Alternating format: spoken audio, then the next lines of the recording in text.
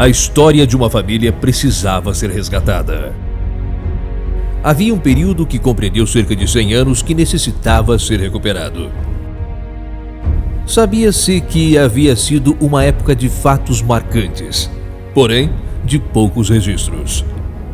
O desafio era grande e a missão não seria fácil. A pesquisa deveria entrar no tempo e trazer de lá vestígios que mostram como viveram, o que fizeram e como morreram os primeiros integrantes desta família. Essa trajetória compreenderia outros 100 anos, totalizando 2 séculos, tempo considerável, período suficiente para marcar para sempre a história de uma família de sobrenome Silva.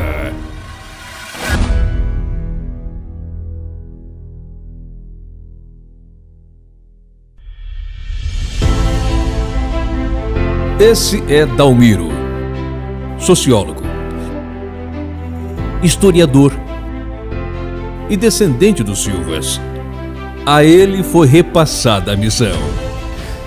Nós precisávamos saber, né, e precisamos saber de onde viemos, né, por onde passamos, né, como é que, qual foi os caminhos para que nós pudéssemos estar aqui hoje, né.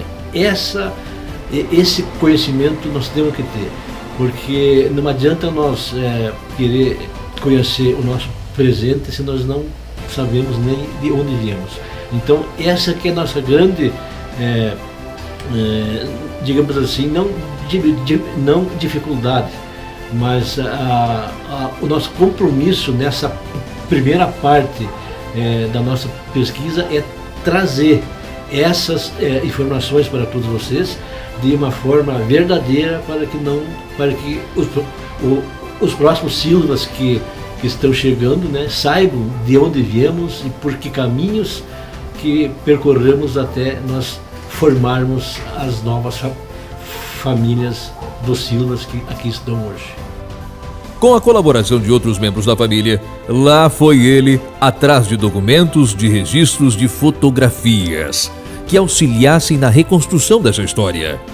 As buscas ocorreram em cartórios, cemitérios, igrejas. Um itinerário que percorreu dezenas de cidades brasileiras, uruguaias e argentinas. Os descendentes de Pompílio não esquecem as raízes. A estirpe do avô jamais sai da memória. Lembro ele ali andando a cavalos, minha lembrança, porque às vezes ele nos montava em cima e a figura dele sempre muito particular, não? Um homem assim a cavalo, com aquela prestância que ele tinha e o trato que ele tinha com todo mundo, realmente é uma figura que fica gravado, não? A convivência maior com Dona Fifina emociona até hoje. A Fifina tudo. Até ela foi a maestra nossa.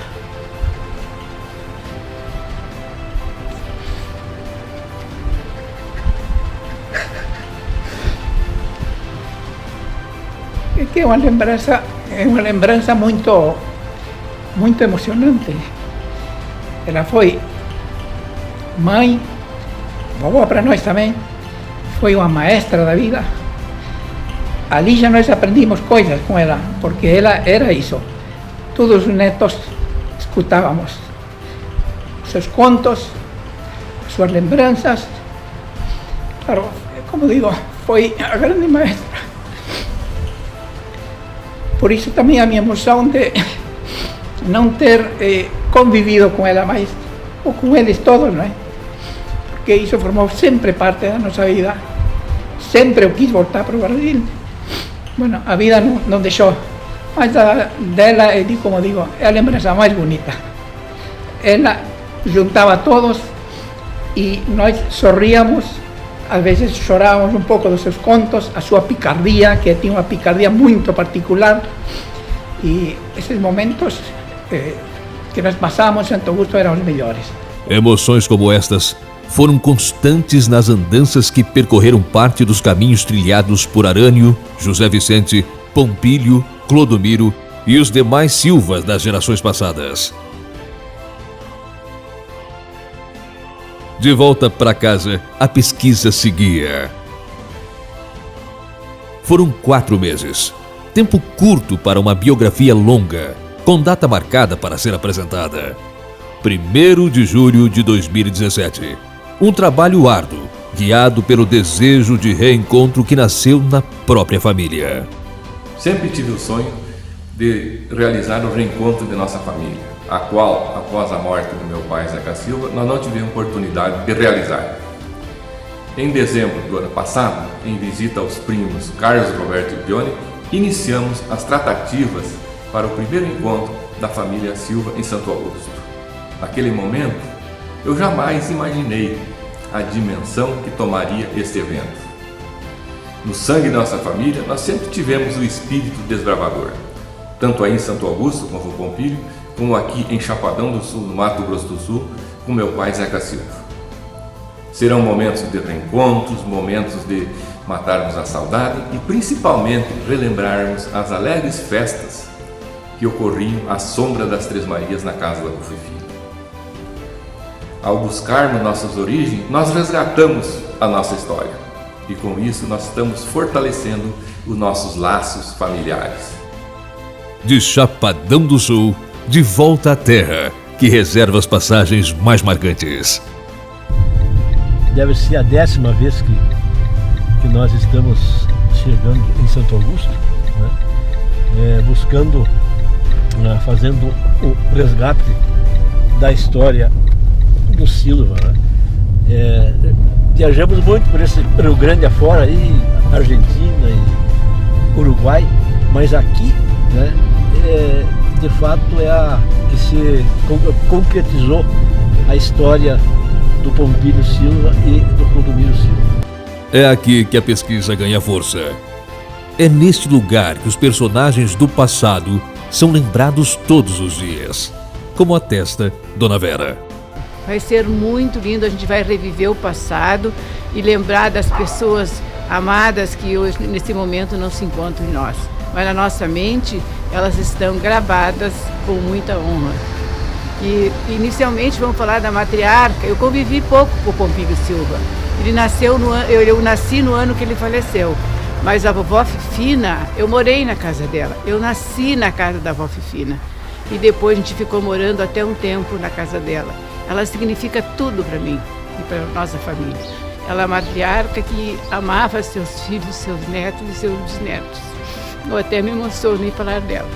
Ela fala com orgulho dos avós, Pompílio e Fifina. E jamais esquece de enaltecer a importância do pai, Zeca.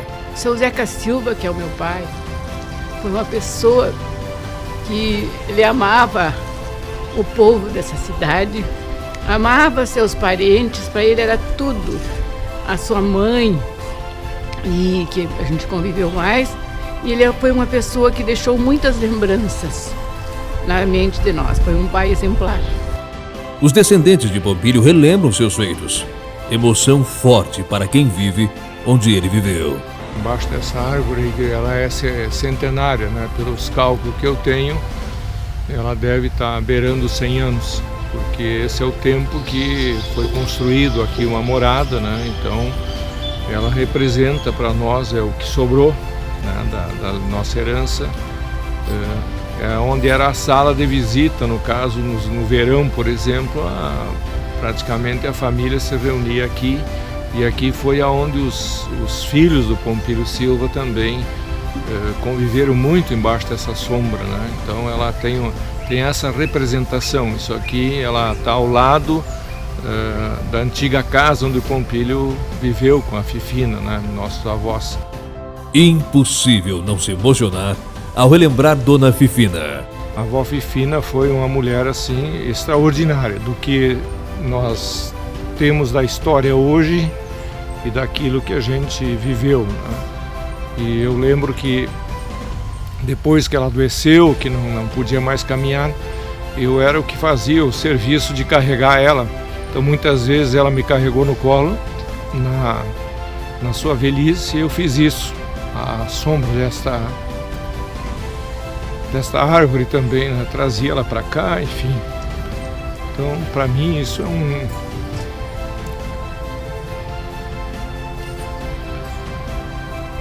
É um fato único, né? De viver aonde viveram os meus ancestrais.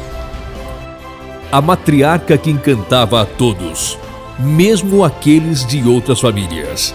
Ela era amicíssima e muito faceira. Olha, quando ela se arrumava para vir para o centro, ela vinha cheirosinha e disse que ela chegava no hospital para consultar e o doutor dizia: mas dona Fifina, como a senhora está cheirosinha? E ela ficava faceira.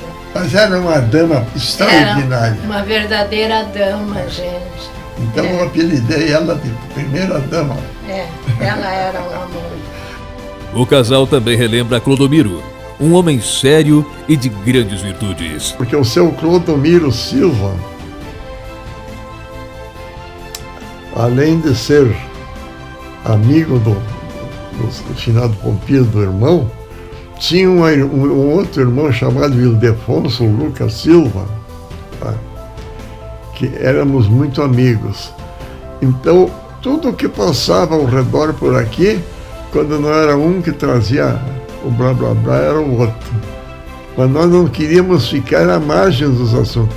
O professor de 90 anos, colega de vereança de Clodomiro, tem muita história para contar. Todas elas compartilhadas por Danilo, o neto que vivenciou parte desses acontecimentos. Foi um professor que eu me honro, tenho uma honra grande de dizer que fui escolado por ele, né? Porque sempre procurei a continuar dentro da forma que ele foi, e até ele era uma pessoa assim muito... ele, depois de dizer uma coisa, não voltava atrás. Aí uma vez nós tínhamos um terreno aqui, que era dele aqui, aí ele vendeu, aí veio o senhor que morava aqui na frente, ele vendeu o terreno, daí eu disse pro vovô: por que o senhor vendeu o terreno? O senhor não precisa. Aí ele me disse: não, tu tem razão, mas o negócio está feito, eu não desmancho. A casa é a mesma que o avô escolheu para morar, lugar de grandes memórias. Das lembranças daqueles que aqui permanecem, da pesquisa que vasculhou a trajetória da família, a biografia foi sendo escrita. Possivelmente nem todos os fatos serão relatados. Alguns nomes, infelizmente, não terão o destaque merecido. Mas a história precisa ser contada. E é isso que faremos a partir de agora.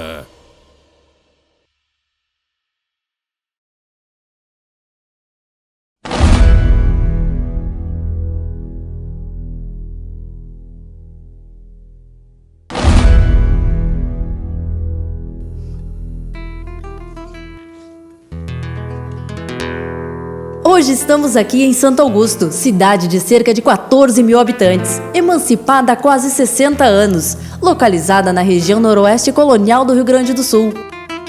Em Santo Augusto, o passado é rememorado todos os dias. A importância de quem abriu os caminhos que hoje percorremos jamais será esquecida. A história que passamos a contar tem aqui em Santo Augusto alguns de seus capítulos mais marcantes. A saga da família Silva, desde os tempos de Arânio até os dias atuais, está encravada em vários lugares do continente sul-americano, mas suas raízes mais profundas estão aqui, no solo fértil de Santo Augusto. Arânio, José Vicente, Pompílio, Clodomiro. De geração em geração, os Silvas construíram uma história que, antes de chegar aqui, percorreu muitos caminhos, grandes distâncias. Um longo percurso de muitos anos, de 2 séculos.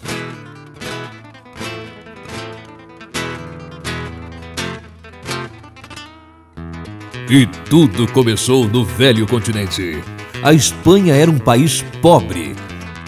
A Europa como um todo vivenciava um período de crise e este cenário de decadência motivou a imigração para a América Latina. Entre os milhares que escolheram este caminho estava Arânio e Fermina. Os primeiros Silvas da nossa linhagem aportaram na cidade de Salto, no Uruguai. Em Salto, Arânio se torna estancieiro, dedicando-se à criação de gado. As condições da pampa eram propícias para esta atividade. Sabe-se também que o primeiro do Silva da nossa Odisseia lidou ainda com a extração de madeiras. Era um marceneiro nato, conhecimento que havia trazido junto da pátria espanhola. Foi em solo uruguaio que a segunda geração do Silva surgiu. Eram meados do século XVIII, quando nasceu José Vicente. O filho de Firmina Tarosso e Arânio Silva veio ao mundo no dia 4 de setembro de 1850. Depois de Salto, a família mudou para Melo, na região central da República Oriental do Uruguai. É em Melo que José Vicente escreve páginas marcantes para a sua história. Foi lá que ele conheceu Josefa, nascida em 20 de junho de 1866. Ela com 19 anos e ele com 30. Logo casaram-se. A união deu origem a uma família de 6 filhos: Belisário, Pompílio, Sisto, Corálio, Carmen e Clodomiro, o filho mais novo do casal. 6 meses após dar à luz, no dia 10 de março de 1902, Josefa faleceu.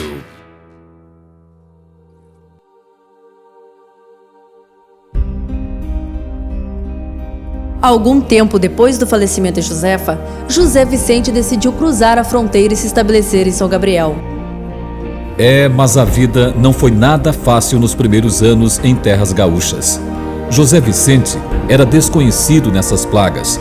A língua espanhola dificultava a comunicação com o povo daqui. Com os conhecimentos herdados do pai, José Vicente abriu uma pequena indústria de móveis.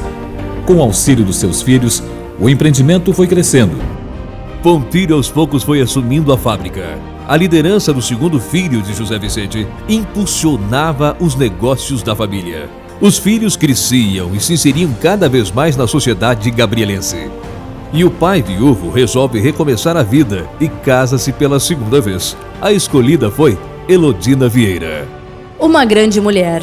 Além de assumir os 6 filhos do primeiro casamento de José Vicente, deu a ele outros 10. Fermina, José, Celina, Mário, Diolinda, Eva, Maria, Marina, Zaida e Hilda. Mãe exemplar, Elodina acompanhou o marido em todos os momentos, até a sua partida, aos 83 anos, em 19 de junho de 1933. Ela faleceu aos 91 anos, no dia 23 de outubro de 1982, quase meio século depois da morte do marido, já em Santo Augusto.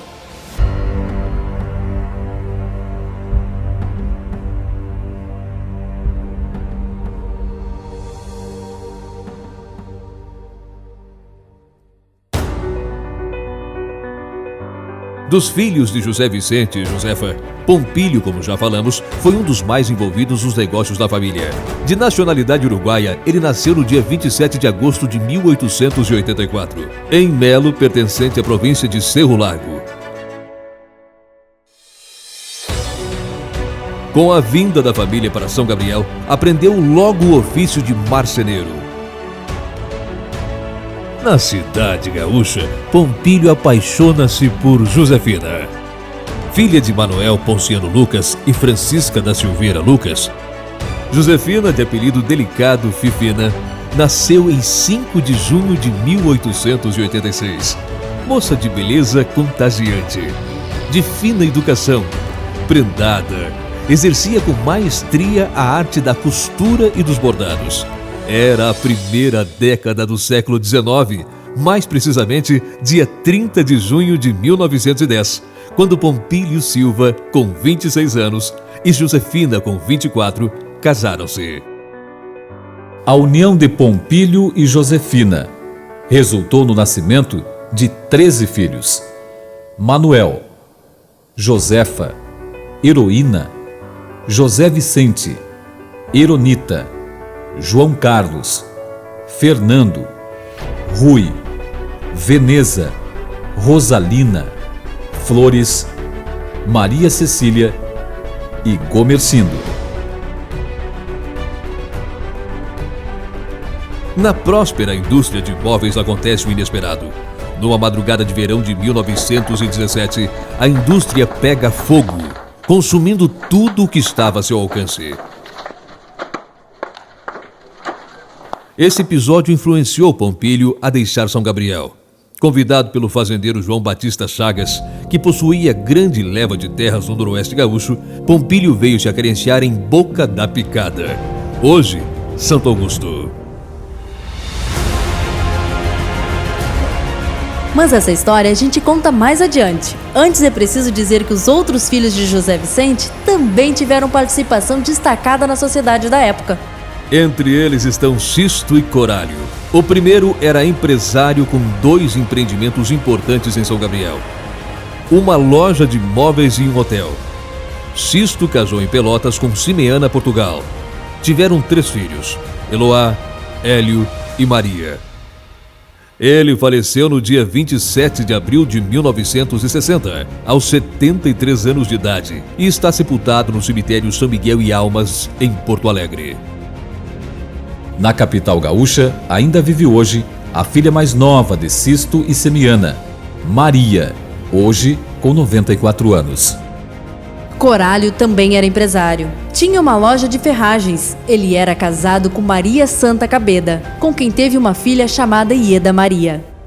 Pouco se sabe sobre Belisário e Carmen, também filhos de José Vicente e Josefa. Em uma carta de Sisto, ele revela que seu irmão mais velho, Belisário, viveu tranquilamente. Carmen casou-se com Manuel José Pereira. Teve 4 filhos: Dora, Eli, Hélio e Carlos. A história dos Silvas também reserva um capítulo especial para Clodomiro. Clodomiro nasceu no dia 1º de setembro de 1901, possivelmente em Melo, no Uruguai, assim como seus irmãos. Como já registramos, ficou órfão da mãe logo aos 6 meses de idade. Até os 16 anos, foi criado pelos demais irmãos e depois acompanhou Pompílio para o sertão da Boca da Picada. Foi braço direito do irmão. Jovem, firme, de poucos sorrisos e com retidão exemplar, fato esse que lhe conferiu a função de fiscal exator. Por aqui, foi comerciante e fiscal arrecadador do Estado. Exerceu ainda as funções de juiz de paz e de escrivão. Casou-se com Lúcia Santi, filha de imigrantes italianos nascida no dia 15 de novembro de 1910. Tiveram 2 filhos, Valzumiro e Irani, que lhe deram 10 netos. Em tempos difíceis, Clodomiro era considerado autoridade ao ponto de que os negócios da época só tinham validade com a presença do seu Clodomiro Silva.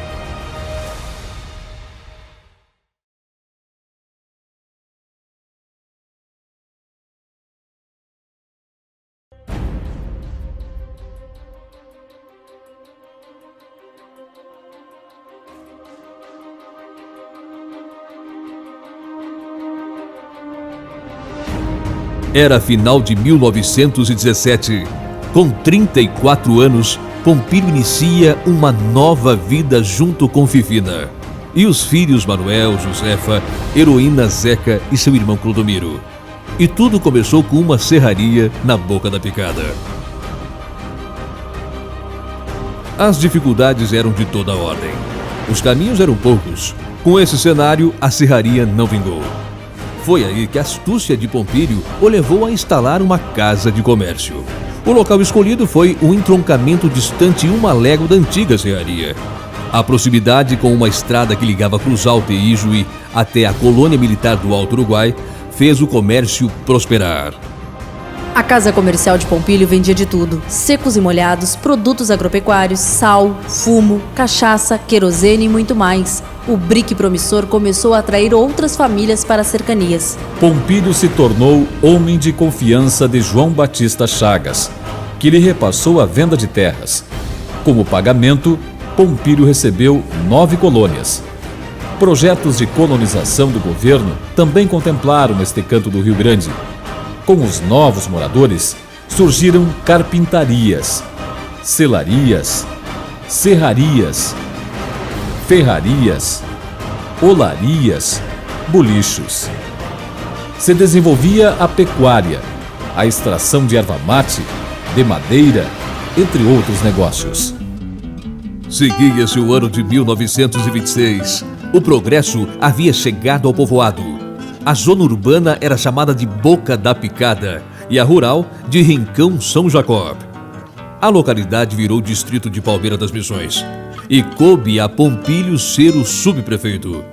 Com seu cavalo bem encilhado, relho pendurado ao braço, bem vestido à moda gaúcha, ostentando um flamante lenço branco, esse era o Pompílio, popular, influente e respeitado.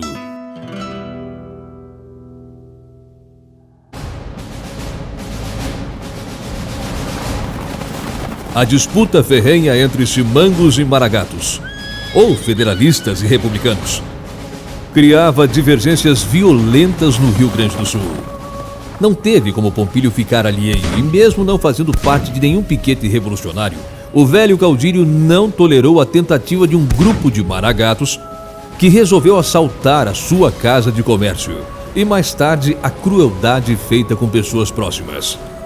Os confrontos se seguiram e Pompílio foi obrigado a deixar a sua moradia e buscar refúgio em Campo Novo. Lá, um outro episódio da nossa história passa pela vida de Pompílio, a coluna Prestes, cujos atos praticados na localidade desagradaram o líder dos Silvas. Era hora de voltar. Quase nada restava da morada e do comércio. A intolerância política da época mudou a vida da família. Pompílio recomeçou. Primeiro construiu uma nova casa. Muda-se também a atividade principal da família. O cultivo da erva mate ganha força. Com a Revolução Constitucionalista de 32, surge o Capitão Pompílio Silva, comandante do 5º Esquadrão Suplementar. Sob sua batuta estavam 100 homens, incluindo seus filhos Zeca e João Carlos. Mesmo com módicos conhecimentos militares, tiveram participação destacada na Revolução.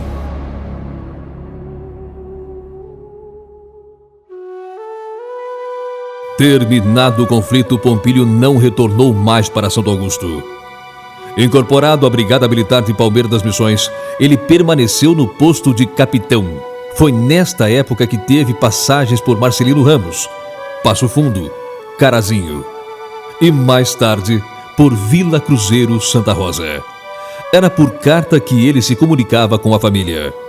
Nas linhas, o sujeito rude dava lugar a um homem apaixonado pelos seus. Paixão esta que o acompanhou até seus últimos dias. Em 15 de janeiro de 1947, um infarto fulminante fez tombar o velho capitão. O coração, que sempre pulsava forte, aquietou-se repentinamente.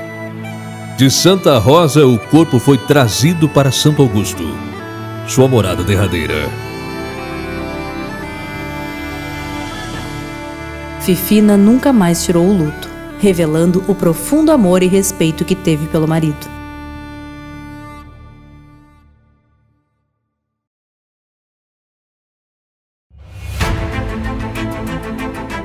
Pompílio foi o fundador de Santo Augusto. A emancipação veio 12 anos após a sua morte. Porém, seus feitos contribuíram decisivamente para a independência do povoado. Quis o destino que seu filho José Vicente, o Zeca, se tornasse um dos seus mais notáveis prefeitos. Todos os demais filhos de Pompílio e Fifina, à sua maneira, deixaram um legado que até hoje é vivenciado pelo povo deste lugar. A Santo Augusto de hoje tem muito dos Silva que passaram por aqui e aqueles que permanecem, agora formando a 5ª, a 6ª, a 7ª geração. Definitivamente, a história deste chão se mistura com a história desta família. E o povo reconhece. De maneira concreta, há várias homenagens. Tem CTG, ruas, praças, que levam o nome e o sobrenome Silva. Justas homenagens, merecidos reconhecimentos para homens que sempre estiveram à frente do seu tempo. Desde a primeira até as gerações atuais. E todas aquelas que hão de vir. Onde quer que tenha um Silva, sempre haverão raízes fortes e jamais faltarão sonhos. Este é o nosso legado. Esta é a nossa razão de existir.